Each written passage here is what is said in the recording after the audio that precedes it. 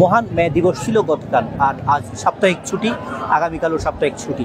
সব মিলিয়ে টানা ছুটিতে কক্সবাজারে বিপুল সংখ্যক পর্যটকের সমাগম ঘটেছে। আমরা রয়েছি এখন কক্সবাজার সমুদ্র সৈকতের সুগন্ধা পয়েন্টে। এখান থেকে দেখাচ্ছি আপনাদেরকে এই মুহূর্তের যে পর্যটক, বিপুল সংখ্যক পর্যটকের সমাগম। পর্যটকরা নানাভাবে এখানে সময় পার করছেন। কেউ সমুদ্র স্নানে ব্যস্ত, কেউ বা বন্ধুবান্ধবের সাথে এখানে ঘোরাঘুরি করছেন, কেউ আর ফুটবল নিয়ে খেলছেন।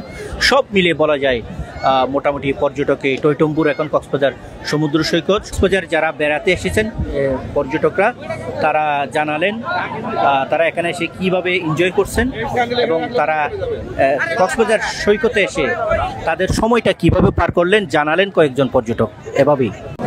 আমরা আইসি চাঁপাইনবাবগঞ্জ থেকে, আমরা এখন কক্সবাজার সমুদ্র সৈকতে ঘুরতে এসেছি।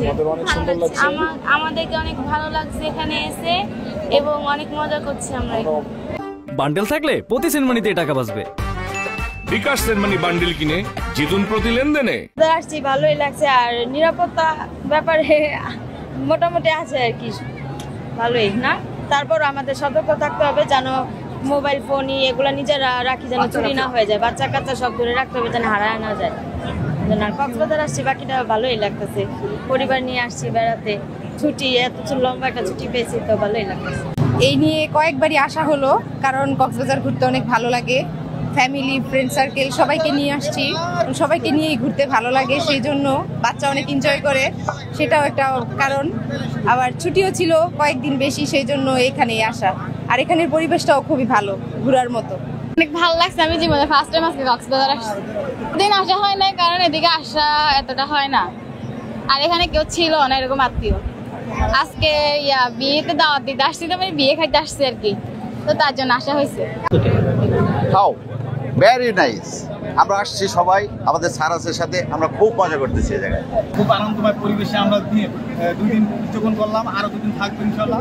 দূর চাঁপাইনবাবগঞ্জ থেকে ভ্রমণের উদ্দেশ্যে এই কক্সবাজারে এসেছি আমার ফ্যামিলি সহকারে। এখানে আসার পরে আমাদের যে ফিলিংসটা সেটা অসাধারণ, এটা বলে বোঝাতে পারেন। আল্লাহর অপরূপ সৃষ্টি, মহিমা, এই সুন্দর যে প্রাকৃতিক সৃষ্টি একটা, এখানে না আসলে আমরা বুঝতেই পারতাম না। কক্সবাজার সমুদ্র সৈকত সবসময় মানুষের বিনোদনের একটি অন্যতম কেন্দ্র। এখানে পাহাড়, সমুদ্র আর প্রকৃতির যে মিলন মেলা, সেটি দেখার জন্য দেশ বিদেশের পর্যটকরা সবসময় ছুটে আসেন।